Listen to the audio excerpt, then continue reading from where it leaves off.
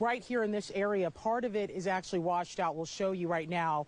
And just a huge hole, as you can see here. This Crimson Bridge into Roll Tide land, Aldott says, should be complete sometime this late summer, serving as a distinct new gateway into T-Town. They plan to install new pipes just outside of 10th Avenue that'll go through the Downs neighborhood all the way up to Hargrove Road after a suspected DUI car crash happened here on the Strip Friday night. Now, we just want to warn you, we do have video of that car crash. You might find it disturbing. You'll notice that they are working to talk to witnesses and interview people here at the motel to get more information. This is where the Tuscaloosa Violent Crimes Unit is investigating a suspicious death. Crews from the state will be here in the Willowbrook mobile home community in Northport from 8 a.m. to noon tomorrow. They've got a lot still left to do when it comes to cleanup. I mean, just take a look at the damage. Now, some people I spoke to who live close by or moved back tell me it's astonishing to see what it all looks like today. Janice, good morning. That report reveals that both the state trooper and the driver killed played some part in causing a total of 5 cars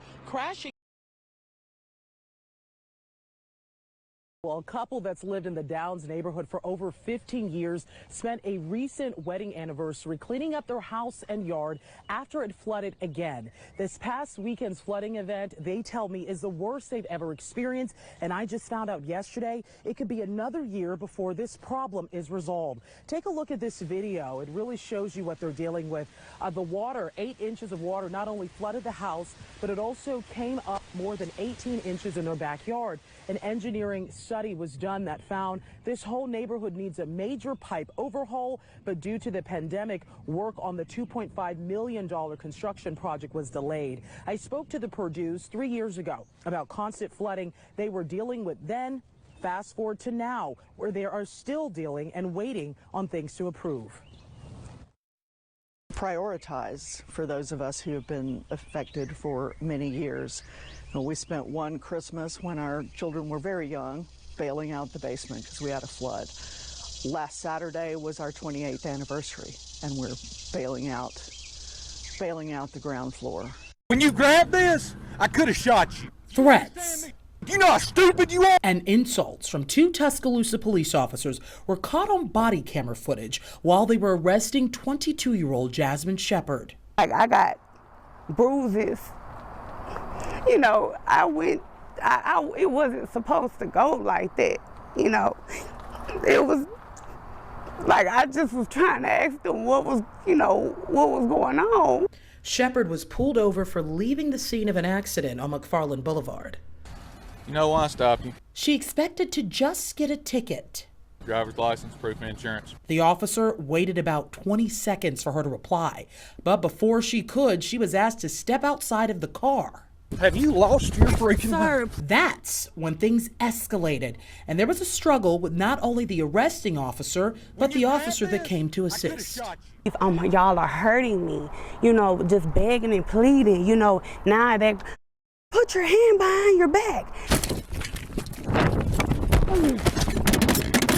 You can see on this viral cell phone video of the arrest, officers hitting Shepard with a baton. But it's the violent words used that really upset the police chief. I was disappointed in the officers. I was disgusted by what I saw, what I heard, and I was embarrassed by it. Both officers are on desk duty as a disciplinary board reviews their case. But groups like the NAACP are calling more action be taken now. It is our right to demand that these officers be removed from office and not be trusted to have an encounter with public safety again. The police chief says the department is thinking about dropping Shepard's charges altogether. They call her the Hulk, and she trains right here at Crunch Fitness in Tuscaloosa. Raven Saunders went from almost taking her life to now qualifying to compete for the Olympics in Tokyo. The Hulk was a nickname that I got my freshman year of college, and it really just stuck. You may recognize Raven the Hulk Saunders from her Olympic trials that went viral last month.